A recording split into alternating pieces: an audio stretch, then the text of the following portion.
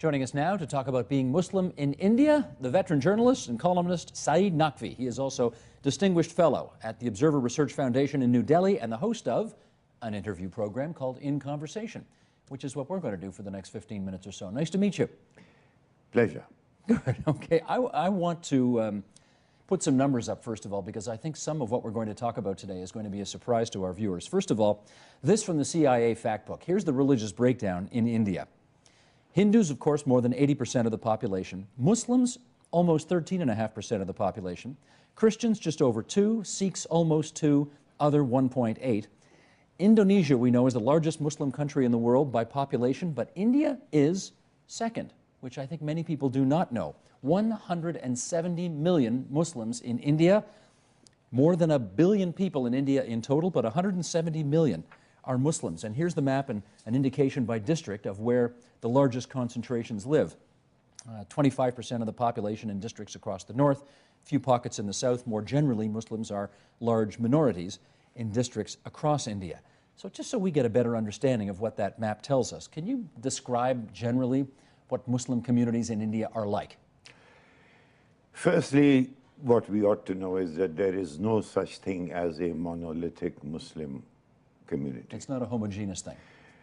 I am more comfortable with you here with Steve Bacon in Ontario, Toronto, than I might be with somebody in Ramanathapuram in Tamil Nadu who might be a Muslim. Why is that?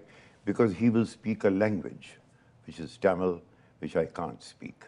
And he will not be able to speak any other language. Not Urdu, not Hindi? Not Urdu, not Hindi, not at all. Therefore, you have regional entities. In Kerala, you people will speak Malayalam. They may understand some Hindi because of the wide spread of Hindi, what we call Bollywood, Indian cinema. Sure. That has been a great equalizer. But you and I are going to hit it off because we have English in common. We have, yes, someone said, I think it was Oscar Wilde, who said about America and Britain, he says, two countries divided by a common language. Very good.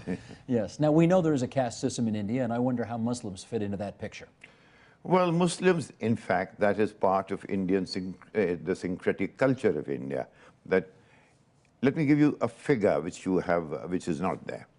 Had there been no partition, of the subcontinent, We're going back to 1947. Okay. When India became independent and was partitioned on the same day. Pakistan and India. Yeah. Now, had the partition not taken place, you would have had in the vicinity of 500 million Muslims in subcontinent, that Indian subcontinent area, the larger one, including Sri Lanka, and if you include, say, Afghanistan, then certainly much more than that. And it would have then been the biggest. Which would have been more than all of the Arab countries right up to the Maghreb. Had that not happened, you would have had this huge 500 million Muslim as an engine, as a big engine for modernity and moderation. Why would that be so? Because they would grow up in the crucible of a very tolerant crucible of Hinduism. Okay, but it didn't turn out that way, and it is the way, instead of 500 million, it's 170 million in India. And I wonder, given that they are minorities almost wherever they live, how well do they get on with other ethnic groups? Again, there's a figure here, because not only, the Indian history is very peculiar. I'll come back to you. I'm not, I'm simply giving you more furniture for your ideas there. The Indian Muslim story is the following. He was the ruler, he ruled. When the British came, they took over the baton of power from the Mughal emperor, whom they then pushed away to Rangoon, where he was imprisoned in the garage of a junior British officer called Davis, which is where he died, the last Mughal emperor. Dalrymple has written a book on that one, William Dalrymple. Now, then he was the ruled, 200 years of British rule in India. Then he is now a stakeholder in a huge democratic scramble in which Muslims and various castes of Hinduism and this and the Sikhs and the Christians and the tribals, they're all making a big scramble. They're all in a scrum trying to get as big a piece of that pie as possible. That is the Muslim predicament. He has a history, he has a past, then there was an intermediate past, and now there's the present. Well, let me read this from the Council on Foreign Relations, which is 3 years old, but it still hangs true today. Are Muslims marginalized in India? Yes. The Muslim literacy rate ranks well below the national average, and Muslim poverty rates are only slightly higher than low-caste Hindus, according to a November 2006 government report. Muslims, mostly Sunnis, make up 13.4% of India's population, yet hold fewer than 5% of government posts and make up only 4% of the undergrad student body in India's elite universities. The report also found that Muslims fall behind other groups in terms of access to credit, despite the fact that Muslims are self-employed at a far higher rate than other groups. So why are Muslims so far behind? Several reasons. One is that they suffered the status reversal because of the history that I indicated to you. There was the weaker you are in a historical situation, the greater your tendency to fall back on your larger myths. Once upon a time, we were this. You follow? The Britannia ruled the waves. Now that nostalgia is dying in Britain. Similarly, it took a while for the Muslim to readjust to the new realities. That's one. Secondly, you see, it is said that you educate a boy and he goes and gets a job. You educate a woman and she educates the family. Women's education has been abysmally poor among Muslims. This goes back into the status of women in Muslim society, even in the past, even in India. It's getting out of it. There are enlightened Muslims, there are Muslim leaders, there are Muslim scholars, there are Muslim thinkers, journalists. But by and large, the position of women in Muslim society, and particularly those who form the majority today. Don't forget, we were a feudal order. There was an elite. In the elite, the women knew 5 languages. You asked me just now before this program, how many languages do I know? My mother, she can claim to speak 3 or 4 languages. And you're because 3. I know only 3, because she was taught Arabic and she was taught Persian and she spoke Awadhi, which was the local language in the area where she lived. Does this not happen anymore, the education? The elite has declined. And you have now a vast majority of people. The poorer people in any society are more religious. And therefore, you have this section. The elite, a lot of it went away to Pakistan. Okay, but tell me this, because I think it's fair to say that the Muslim population of India is far less radicalized than it is in other Asian countries. To what do you attribute that?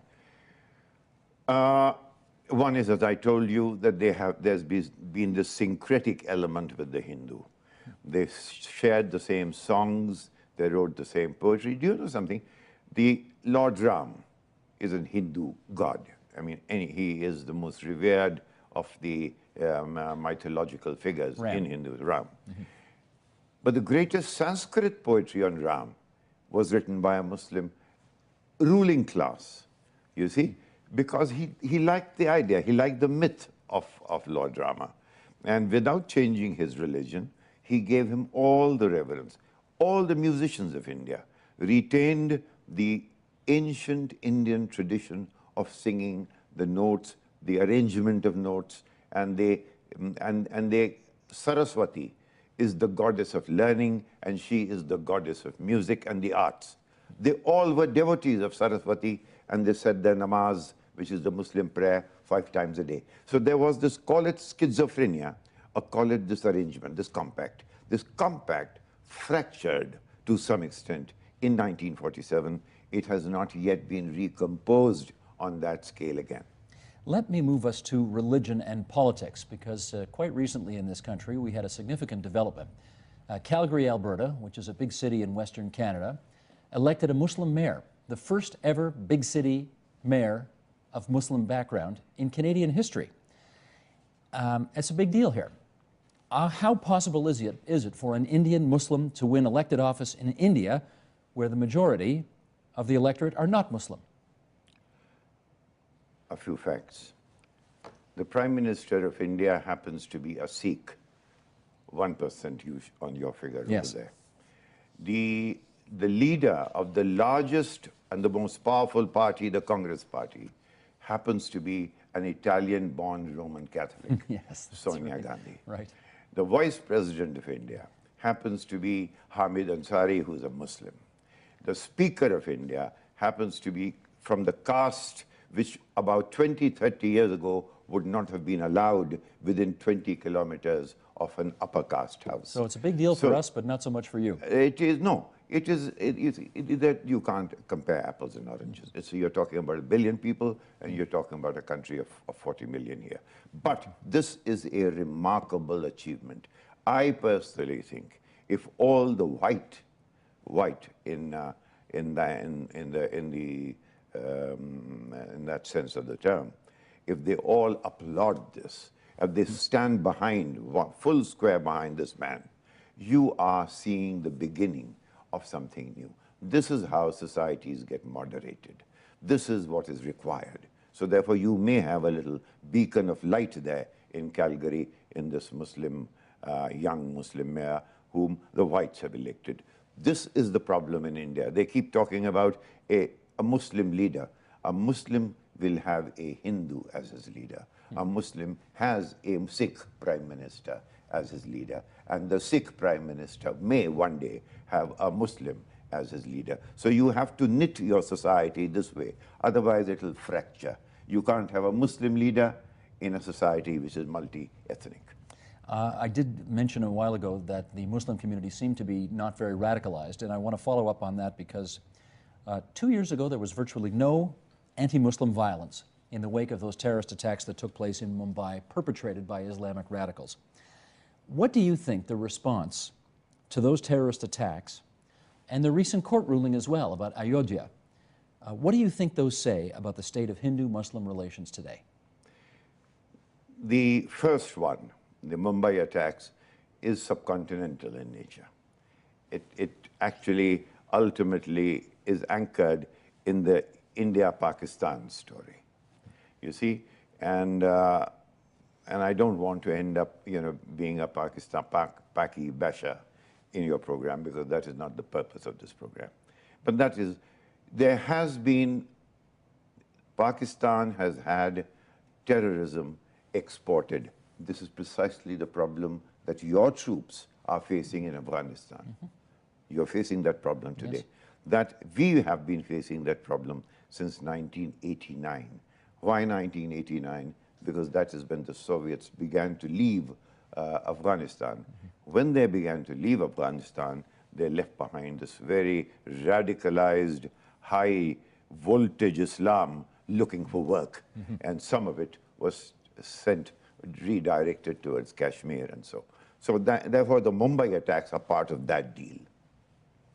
The case of Ayodhya is a different story altogether. Here, mythology and history are coming into conflict. We should just remind everybody, 1992, dispute over a piece of land in the city of Ayodhya, sacred to Hindus, sacred to Muslims.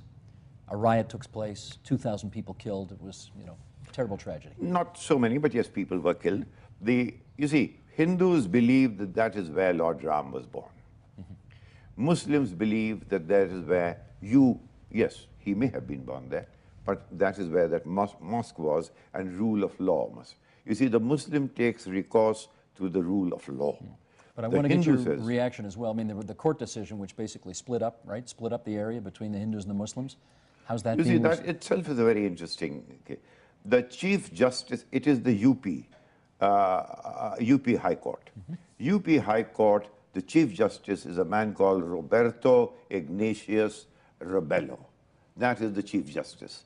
The bench that was passed judgment on this particular case, the senior judge was Sibqat Ullah Khan, which is a Muslim. Mm-hmm. And then you had two different sects of Hinduism. The matter was tossed up to the Supreme Court, where the Chief Justice today is of Zoroastrian origin. You are talking about Justice Kapadia. And he had in his bench a man called Aftab Alam Khan. So therefore, the experiment in India is enormous.